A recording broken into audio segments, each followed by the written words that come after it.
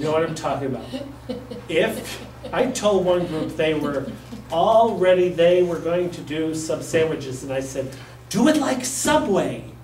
And I said, have the plastic containers, lots of gloves, the bread, slice it. What would you like on that? The women knew better. So the night before, a whole crew of women made up like 1,500 subs and put them in clear saran wrap and brought in a refrigerator, an old one that took lots of electricity, and stuffed the thing. Each shelf was a different, whether it was turkey or roast beef or ham or whatever. And so I walked by and I said, what are you selling? We're selling grinders. I said, when are you going to set up? Oh, we're all set. I said, set for what? Where is it? It's in the fridge. They opened the door and I went, oh, good God. And they said, what's wrong? We made these up last night. And I said, I wouldn't want a soggy grinder, number one, and I might hate peppers, and you've got peppers in all of them, or I might want peppers and you didn't put any in. You know, I said, this needs to be made for the needs of the people. They sold 4 for the day. They lost a ton of money because they didn't listen and they didn't think through it. So you need to get together with your committees and figure out what is it we want to sell. Can we do it ahead of time without affecting the quality of the food we're going to present? People need to see what it is that they are getting and a dummy of what it's going to look like when it is done. So if you are selling apple crisp, which is a good seller, and there normally aren't tons of them, it doesn't matter if it's served warm or cold. It really isn't. So plan on just serving it if you want to do that. Even without the ice cream, that's extra money. You can still make the same amount of money whether it's got ice cream on it or not. Some people could be lactose intolerant, so you pick up more customers by not having ice cream, and you save on buying the ice cream. But they want to see, how big is it? Am I going to get a scoop this big? Or am I going to get a Kimball's medium size? And it's like, oh good God, how am I going to eat all that? And are you going to offer different sizes? You need to determine that. If you are going to do soup, I would recommend 2 sizes. And do not buy the bowls. Buy the big cups, the insulated cups. It's easier to hold a cup of something than a bowl like this on the side and somebody goes by. Yeah. It doesn't take much of a before the person next to you is wearing it, or you are. So it needs to be easy, something you can easily hold. Unfortunately, God only gave us 2 hands. Think of that when you are selling whatever you're thinking of selling. If you are serving something that they're going to have to hold on a plate and then pick up, that's all they can buy from you. If you have something that can be put into, say, sausage with peppers and onions. Picture in your mind going to the fair, and you can buy these at Costco, you can buy them at BJ's or Sam's Club. It's those containers that look like they hold a hot dog. You can cut them in half. Come on in, we don't bite. And they're blank at the end. So all you have to do is hold on to that thing and bite into it. And when you want some more, take your thumb and move it up some more. And you still have a free hand to be able to buy a drink. So now you can sell them 2 things. And when they finish with one thing, they might want to come back for that 3rd thing that you're going to offer them. So again, let's just review a little bit about what we've done so far. Soups, staying away from milk or cream. For something that you are going to hold in your hand that's hot, a cup rather than a bowl. If it's going to be something like sausages with peppers and onions, one of those boats, small, that are like this. Like a hot dog carrier? Yeah, like a hot dog carrier, and it's solid at the end, and you can hold it this way, and you eat it, and then just, and eat it some more, and eat it some more, and then you still have room to hold something else in your hand. What does not go? Anything that's expensive.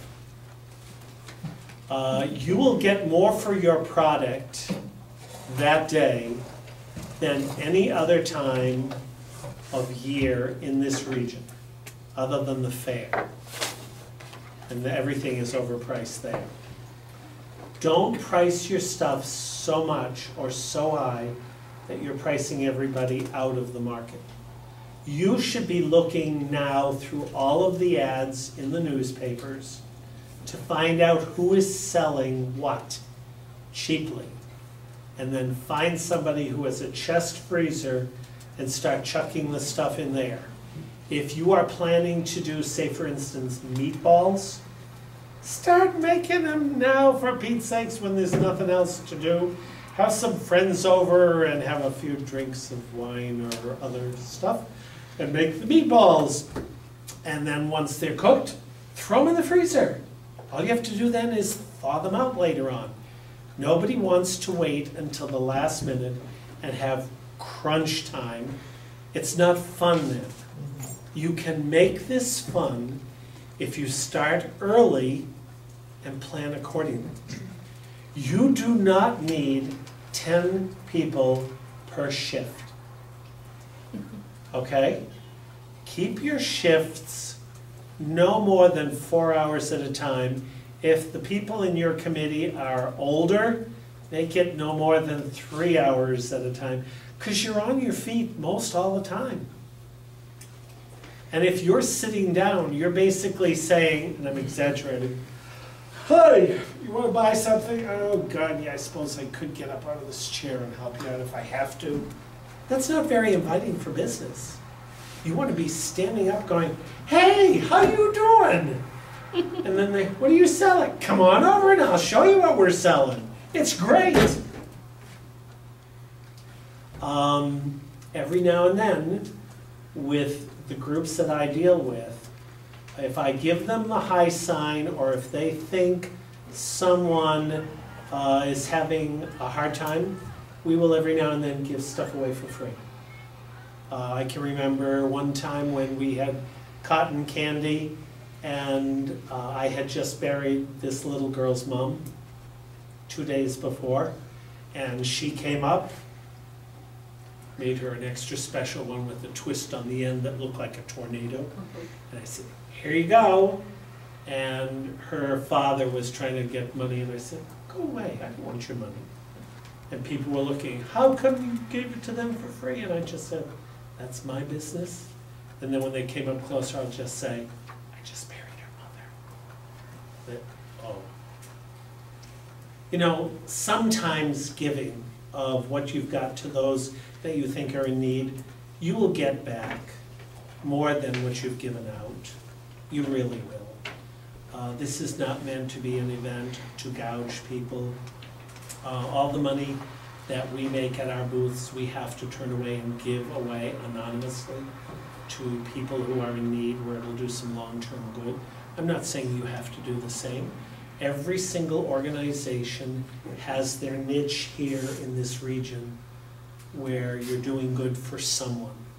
And individually, it doesn't amount to a hill of beans. But when you put it all together, we are one phenomenal area of the country that cannot and is not matched anywhere. When I first moved here from Hooksett, I was really apprehensive about moving to a big city. And you know, when I found out that there were 4,000 people who annually volunteered here, it was like, are you kidding? Manchester doesn't have 4,000 people who volunteer at anything.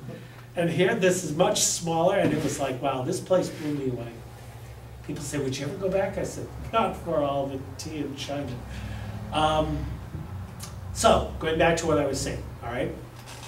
Is there a guarantee of a specific type of food? No.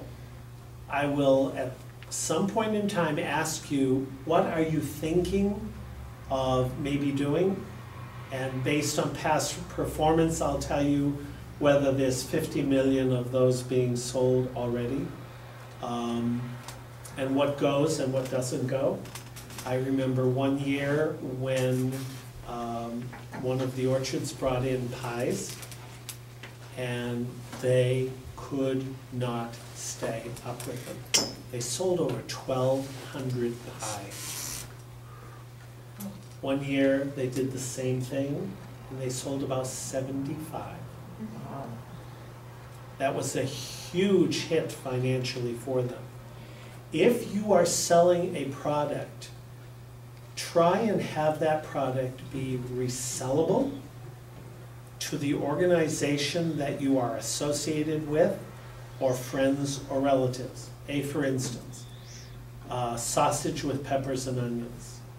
All of a sudden you've wound up with 50 pounds of cooked sausage with peppers and onions. What a great thing to have left over.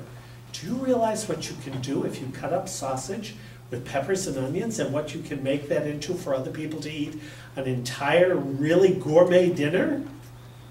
So have containers available, and towards the end of the night, hey, we have these containers available with sausage, peppers, and onions for your next spaghetti dinner that you want for the family, or you can make a casserole with pasta and add some more flavoring and some tomato sauce, and I mean, just go wild with what you can do with it, and you will sell off what you have left. If you belong to a church, let the church know you might be available to supply some of the needs of the people going to church. And when they come out, they can buy whatever. They don't have to worry about going home to prepare the dinner, because you might have just about 90% of what they need. All they have to do is heat it up. It's going to help you, it'll help them, and it works. All right, say for instance, you have decided you're going to do a beverage, you're going to do sausage with peppers and onions. Mix the peppers and onions. Already have the sausage cooked.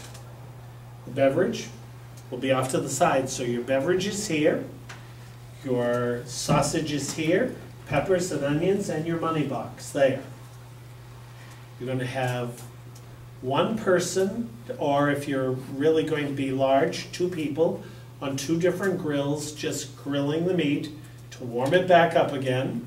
Maybe even a Teflon coated pan to keep the peppers and onions warm.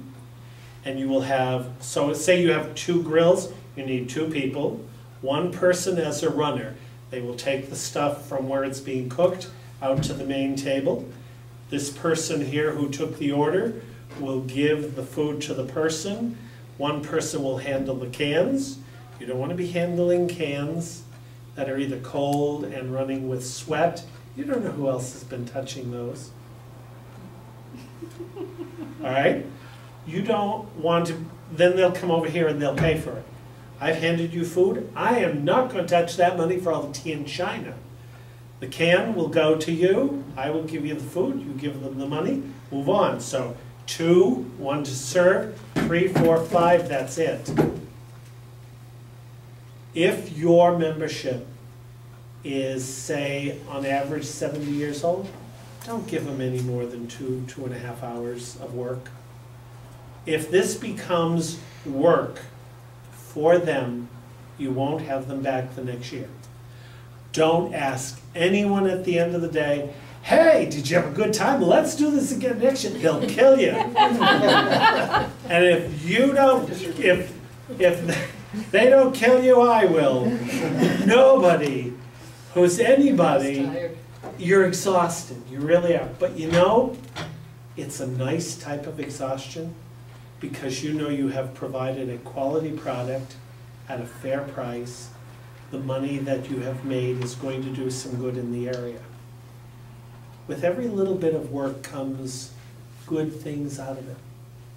And if I were to ask each and every one of you, what were you going to do with the money you've made, I would be in awe of how those tentacles on this octopus are going to go in all sorts of directions, and we will be a better region for it.